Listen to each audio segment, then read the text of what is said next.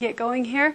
All right, so last time, if you weren't here, that video's up there. I just kept one and put it up. Today we're going to talk about specific heat. We're going to do a lab on specific heat. Depending on how much time we spend back in lab and how much time we have when we get done and come back in here, we'll start doing the calculations, or we won't until next time. Either one will work, but I will put this video up there. So today what we're going to be working on is using the specific heat equation to solve for desired variables. We're also going to be doing the lab on specific heat. So I'm going to walk you through it. So look at your lab as we're doing this. Okay, so we're going to do how to do the lab first, then we're going to go back and do the lab, and then we'll come back and do the rest. So you're going to fill a large beaker about 3/4 full of distilled water. The distilled water is in big jugs back there, and you're going to put it on your hot plate, and you're going to turn it on, let's go back, onto a maximum temperature. There are two knobs on most of these. Some of them only have one, but you want the heat on full blast, not the stirring, okay, just the heat. So turn it to as hot as you can get, because this is the slowest part, is heating the water.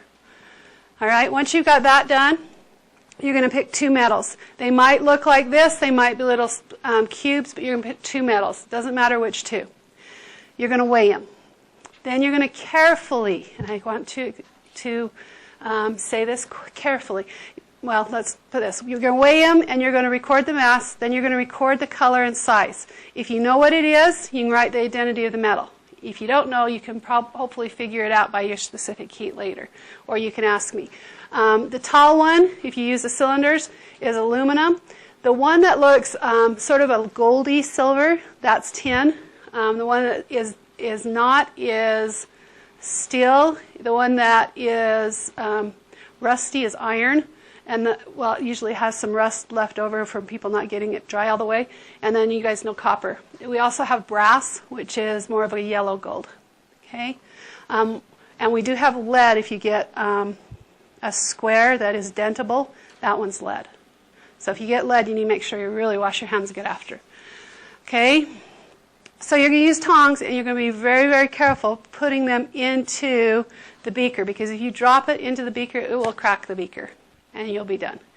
Okay, so we want to make sure we put it in really carefully. These little nubbings up at the top make it easy for these to be lifted. The ones that have a square will have a hook, and you can hook it on and sort of set it down in there carefully. But once you get them weighed, you want to get them in the water, because they need to come up to the temperature of the water. We're using the boiling water to heat the metals. Once you've got to that point, and you're waiting for them to all heat up till that's boiling, you can get the rest of the thing ready. So I'm going to show you. You put these in, and you put that in, and you wait till it boils. Okay, while you're waiting for that to boil, you're going to get a styrofoam cup, and you're going to put 100 milliliters into a styrofoam cup. I have put out some scales for you. It would be very good for you to put the styrofoam cup on the scale and tear it out, so that you know you get exactly 100 grams of water in there. That's what the 100 milliliters, because 1 gram per milliliter is what it's supposed to be. But it's really good to try and just get the exact mass, because you'll want to use that. Okay? And you'll record it. So you're going to fill that up. And once you do that, you're going to put your temperature probe to your EasyLink, then hook it to your calculator. And I just put the calculators away. I need to get them out.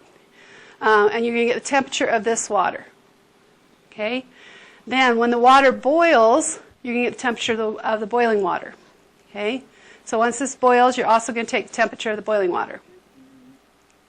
After you take the temperature of the boiling water, this is important. You've got to cool the probe down, because if you take that probe and put it right back into the styrofoam cup, it's going to heat the water up. So you've got to cool the probe down again to about the temperature of the water that was in the styrofoam cup. You can do this by putting it under cool water. Just running cool water. Okay? Once you get that done, what you're going to do then is you're going to take one at a time from the boiling water into here and get the highest temperature it will go to. So you'll take the first one and you'll move it over, and you'll take the temperature of it, and that high temperature becomes the beginning temperature for the next one.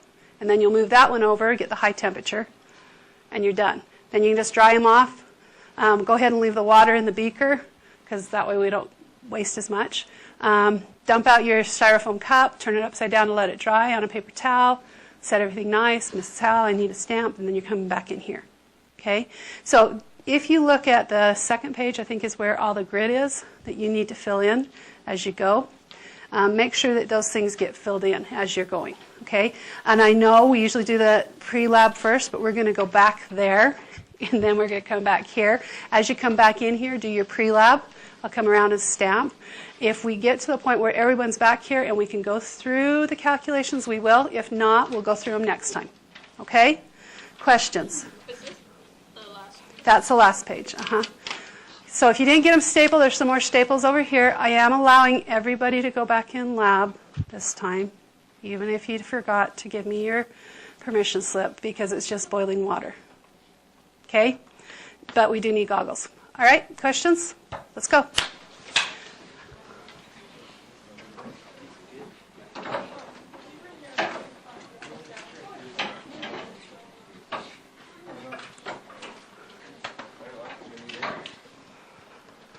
I'm going to pause this if I can get to the pause button.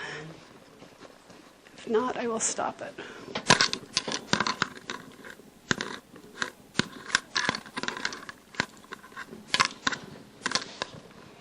Looks like it's going to be a stop.